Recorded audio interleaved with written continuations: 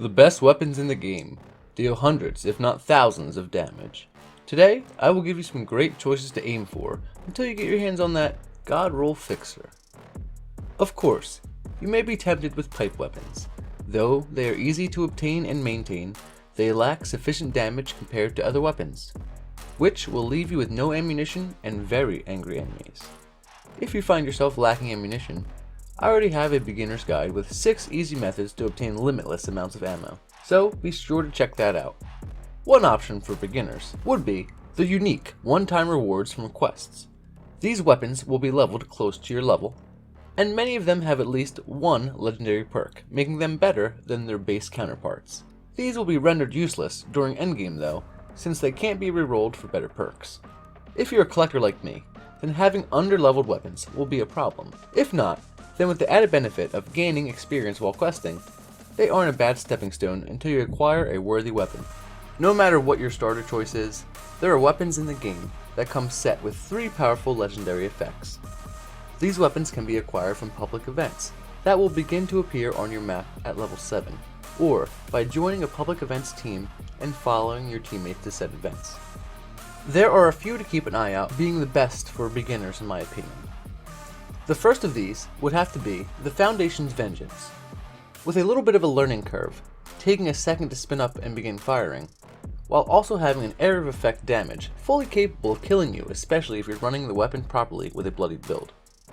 Having the bloodied and explosive effects allow it to deal excessive amounts of damage in a wide area with the proper perks equipped, while having the third legendary effect being the addition of damage reduction while reloading. Not really much, but it's better than nothing.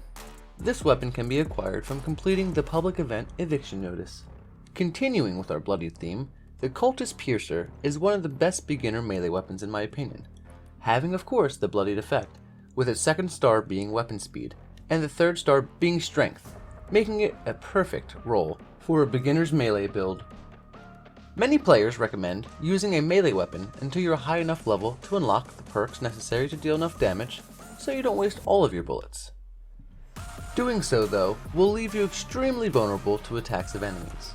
I recommend using a power armor suit, as it will give you a strength bonus for more melee damage while negating the disadvantage of close quarters combat. This weapon can be obtained from the public event Beasts of Burden, along with our last option. Saving the best for last, the Holy Fire. This heavy flamer comes with a legendary perk of Vampires, which heals you for each instance of damage that you do, directly benefited by its second legendary perk, Weapon Speed, healing you and dealing damage faster as well, beautifully topped off with the addition of the weapon breaking 50% slower. Some may not know, but the Holy Fire and the Elder's Mark are the only weapons that have the cursed secret legendary perk other than the actual named cursed weapons. This secret perk gives them 15% more damage and 20% more speed on top of its first 3 perks as well. If rerolled, this secret legendary perk also remains. As an honorable mention, but probably is most people's favorite option, other players or the donation box. Players will often have a surplus of extra legendary weapons that they will be happy to depart with. Most players drop them on the ground at the end of events, or fast travel them over the Vault 76's donation box, or any of the others located around the wasteland, for any players looking for some good weaponry. So there's always that option of just world hopping and checking that good old box.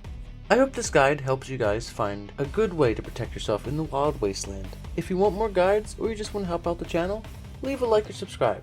And as always, thank you guys so much for watching.